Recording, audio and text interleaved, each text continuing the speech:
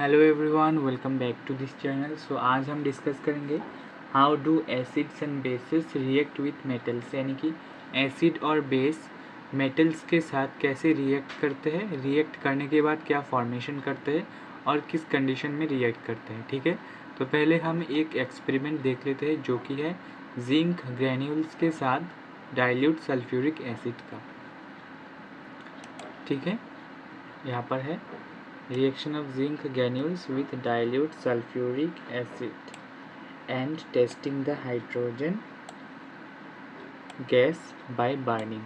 यानी कि ये रहा जिंक ग्रेन्यूल्स यानी कि जिंक के टुकड़े।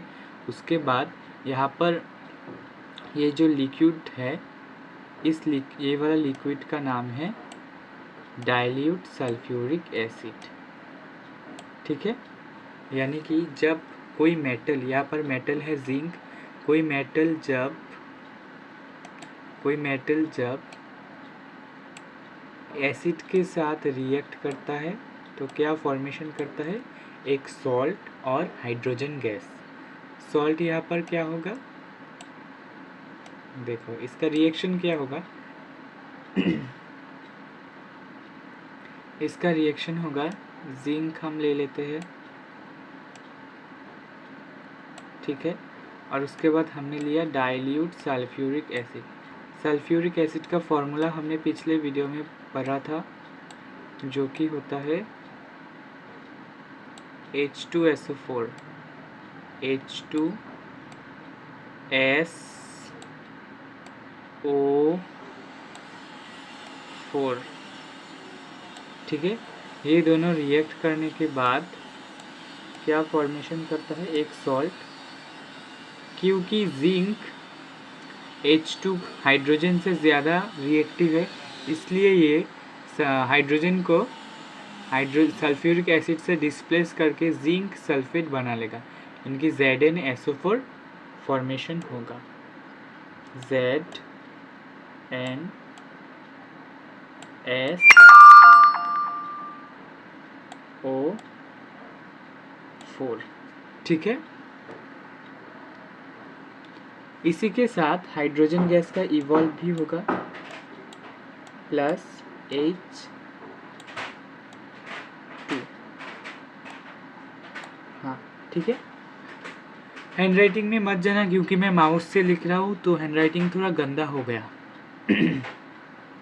और ये हाइड्रोजन गैस का फॉर्मेशन हुआ है या नहीं, ये हम कैसे समझेंगे, ये हम समझेंगे हाइड्रोजन गैस को बर्न करके। यानी कि इस टब में से, सोप सॉल्यूशन में से जो गैस निकलेगा उसके ऊपर अगर हमने कोई कैंडल रख दिया तो हाइड्रोजन गैस उस बबल के उस एयर में होगा, उस गैस में होगा, और हाइड्रोजन गैस अगर फायर के कांटेक्ट में आता है तो वो जल जाता है और विथ ए पॉप साउंड, यानी कि फट करके जल जाता है। तो आप आसानी से समझ सकते हैं कि वहाँ पर हाइड्रोजन गैस का फॉर्मेशन हुआ है। ठीक है, तो ये तो हो गया मेटल के साथ एसिड का रिएक्शन। तो हम इससे क्या कंक्लूड कर सकते हैं, हम इसे ये कंक्लूड कर सकते हैं कि मेटल जो हाई रिएक्टिव मेटल होता है वो उससे कम रिएक्टिव मेटल को डिस्प्लेस कर सकता है।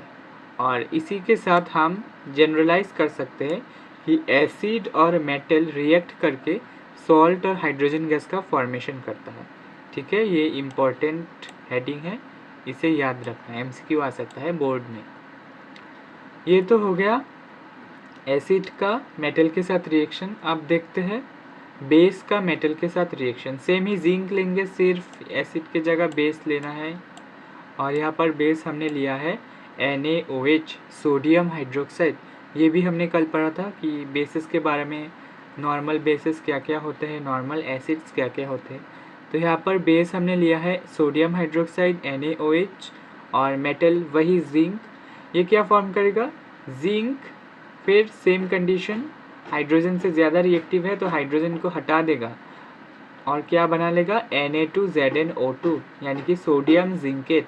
इसका केमिकल नेम है सोडियम जिंकेट और केमिकल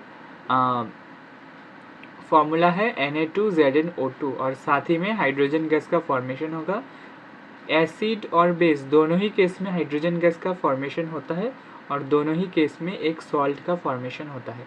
यहाँ पर सॉल्ट क्या है, sodium zincate is the salt and H2 is the by product, जो कि हम कैंडल के सहायता से जलाकर इंश्योर कर सकते हैं कि H2 का फॉर्मेशन हुआ है।